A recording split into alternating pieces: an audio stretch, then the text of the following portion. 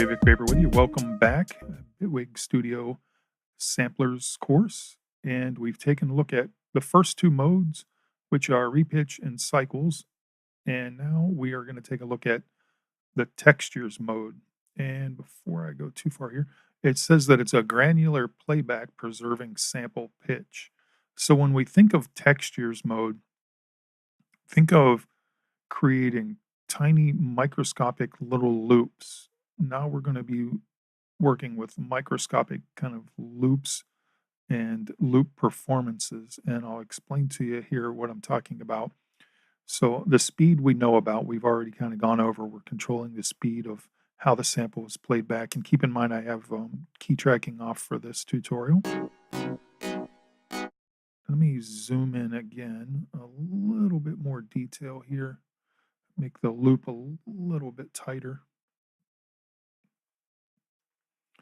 Get this zoomed in for us nice and tight so we can see what we're dealing with here. And we'll bring up the start point. And I'll try it from there. So, of course, we can control the speed.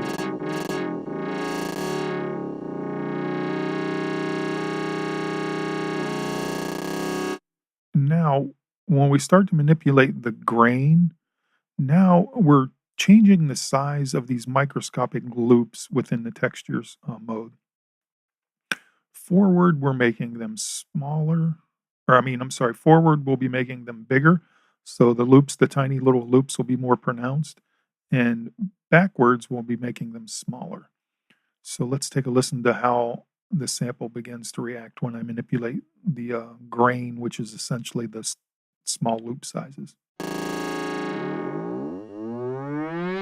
Smaller and larger. Get that really, really exaggerated, extreme time stretch kind of sound.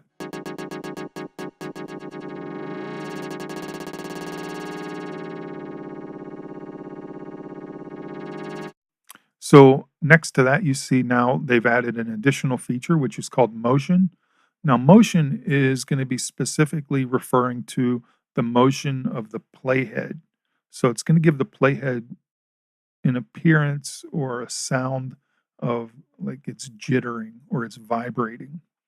So let's listen to how these guys all kind of interact with each other here.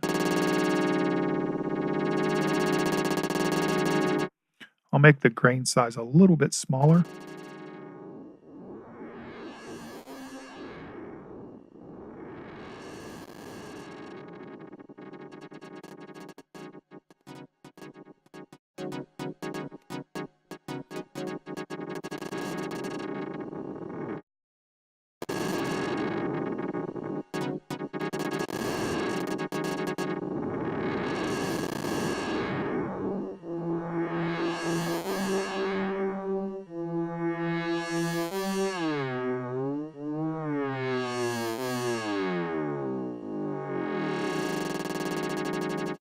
So hopefully you're able to see how they interact with each other. So we have speed, grain, and motion in the textures mode, which is going to allow us to control the speed, and then the size of the tiny little loops that we're working with, and then the motion of the playhead. So all of these modes that we've explored in the last few tutorials, repitch, cycles, and textures, can take advantage of another feature called freeze. So freeze playhead, you can see there, when enabled, the playhead must be manually controlled via the position parameter. So that's going to allow us to point specifically freeze the playhead in a certain position. But within these different modes, since we're allowed to freeze the playhead, we're going to get some really unique sound design features. So let's move into the next tutorial and take a look how freezing the playhead within these different modes can really, really open up the sound design palette, if you were. So, okay, I'll see you in the next tutorial.